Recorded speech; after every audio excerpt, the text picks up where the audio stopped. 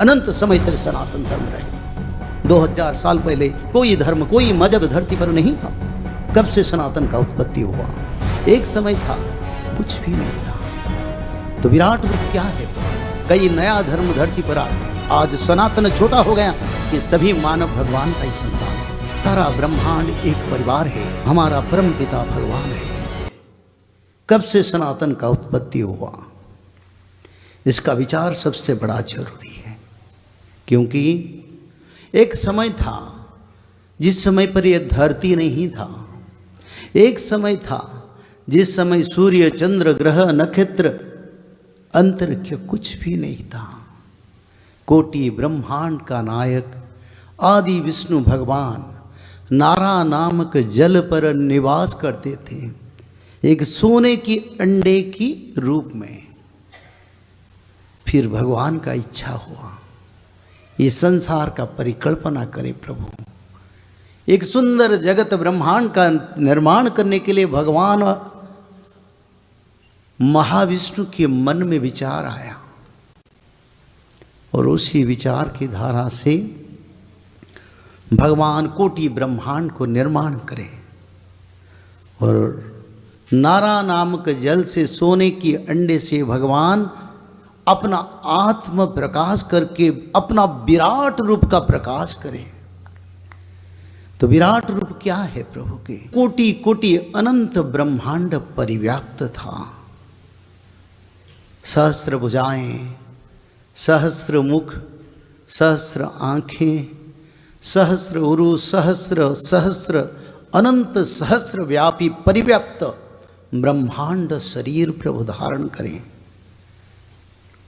उसी समय प्रभु के नाम आदि ब्रह्म सनातन था और आदि ब्रह्म रूप से भगवान ब्रह्मदेव को सृष्टि करें और ब्रह्मदेव शंकर भगवान को सृष्टि करें और शंकर भगवान रुद्रगण रुद्र क्षेत्र कैलाश को स्थापन करें।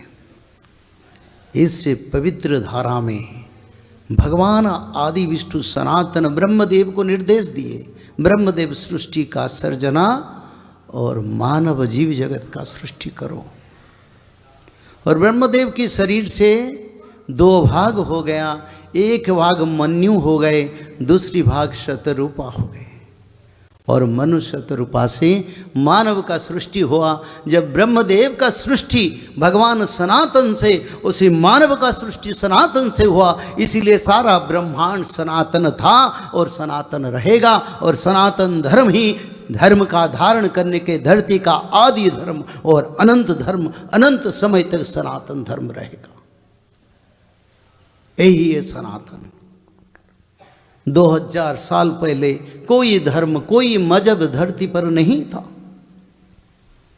2000 वर्ष के मध्य में कई धर्म कई मजहब और कलियुग में सनातन धर्म कई पंथ कई धर्म में बंटवारा हो गया। क्योंकि युग कली का और कलयुग के कारण सनातन में विभेद आ गया। कई नया धर्म धरती पर आ गए और सभी धर्म अपना धर्म का काया विस्तार करने लगे। पर समय का साथ कली युग की परंपरा बढ़ता जाते जाते आज सनातन छोटा हो गया और दूसरा धर्म संसार में बड़े हो गए। पर इसमें कोई दुख नहीं, कोई भेद नहीं, क्योंकि सभी मानव भगवान का ही संतान है। भगवान श्रीमद् भागवत में ही बताया, बोले मेरा कोई धर्म नहीं है, मैं कोई जाति धर्म मजहब में नहीं हूं। सच में तो सभी मेरा संतान है। हाँ, विधि वश सुजन कुसंगगत परई। समय के साथ धर्म आचार विचार परिवर्तन हो गया, वेद संकुचित हो गया। पर समय के साथ वही जो बड़े बड़े परंपरा बन गए वो भी सनातन में समेट जाएंगे। क्योंकि सनातन धर्म सधारयति धर्मम सनातन धर्म, धरती पर धारण करने वाले धर्म ही सनातन था, रहेगा और सभी मानव एक दिन ऐसा समय आएगा सनातन में शामिल होंगे। तो इसीलिए ये पवित्र तत्व वसुधैव कुटुंबकम, यानी सारा ब्रह्मांड एक परिवार है, हमारा परम पिता भगवान है, हम सब उनका संतान है। तो इसीलिए मनुष्य में कोई भेद नहीं है। कलियुग के कारण सारा विश्व में मनुष्य देश देश, राज्य राज्य, धर्म धर्म के बीच में बड़ा भेद पैदा हो गया।